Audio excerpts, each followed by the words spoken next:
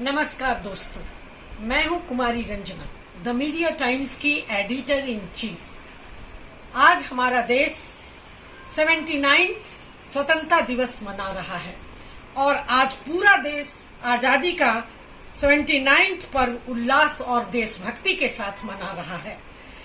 राजधानी दिल्ली में लाल किले से हमारे देश के प्रधानमंत्री नरेंद्र मोदी ने पहले तिरंगा फहराया और अपने 12वें स्वतंत्रता दिवस के संबोधन में जो हुंकार भरी उसकी गूंज विश्व तक गई होगी। दोस्तों, सबसे पहले मैं ये बता दूं कि आज मोदी जी ने कई ऐसे मुद्दे उठाए जो हम अपने नवे प्रोग्राम मुद्दों की बात टाइम्स के साथ में वर्णन करने जा रहे हैं।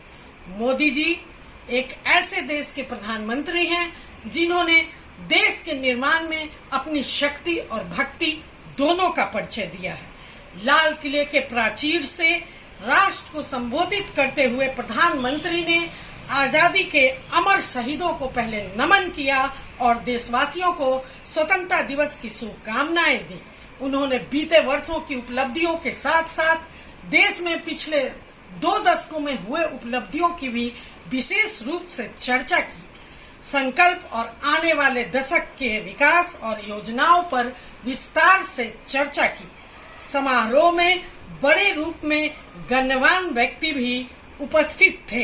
इसके साथ साथ मोदी जी ने जो मुख्य मुद्दों पर बहस किया, जो मुख्य मुद्दों पर संबोधन किया, उसमें सबसे पहले जो सख्त संदेश उन्होंने दिया वह था पाकिस्तान को परमाणु ब्लैकमेल नहीं चलेगा।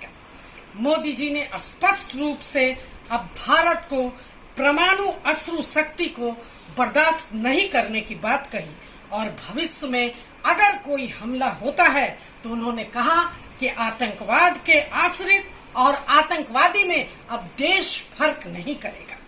स्वावलंबन पर भी मोदी जी ने बहुत बड़ा चर्चा किया। उन्होंने देश के युवाओं को वोकल फॉर लोकल के बारे में बताया।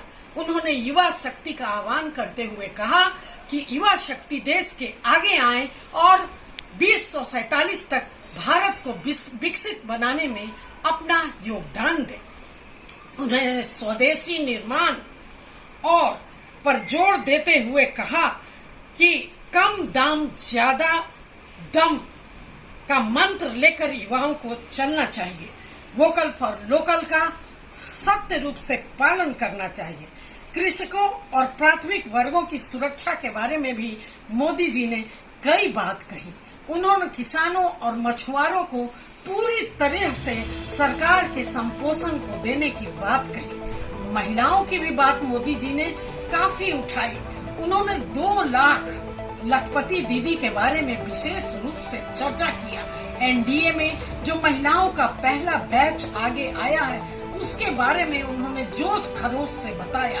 खासकर महिला शक्ति किस तरीके से देश में उभर कर आगे आ रही है और देश के उत्तरोत्तर विकास में महिला शक्ति का क्या योगदान होगा, इस पर भी मोदी जी ने विशेष रूप से चर्चा की। युवाओं का पहल करते हुए उन्होंने आज स्वतंत्रता दिवस के अवसर पर 1 लाख करोड़ का स्कीम घोषित किया है।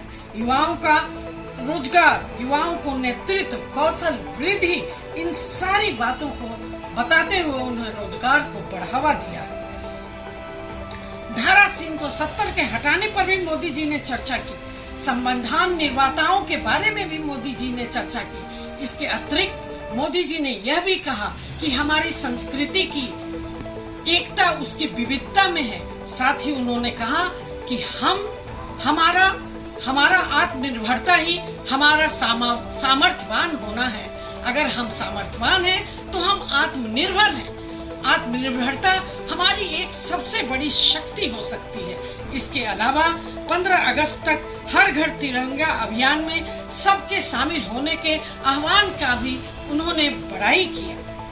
परमाणु ब्लैकमेल अस्वीकार किया जाएगा। आतंकवादियों को बराबर मुंहतोड़ जवाब दिया जाएगा। स्वदेशी उत्पादों का निर्माण, वोकल फॉर लोकल का अभियान, आर्थिक रक्षा और साथ ही दीपावली पर उन्होंने कहा कि एक बहुत बड़ा उपहार सरकार देने जा रही है और वो विशेष रूप से जीएसटी में छूट यही दीपावली का गिफ्ट होगा। 1 लाख करोड़ की स्कीम जिससे बहुत सारे युवाओं को रोजगार मिलेगा।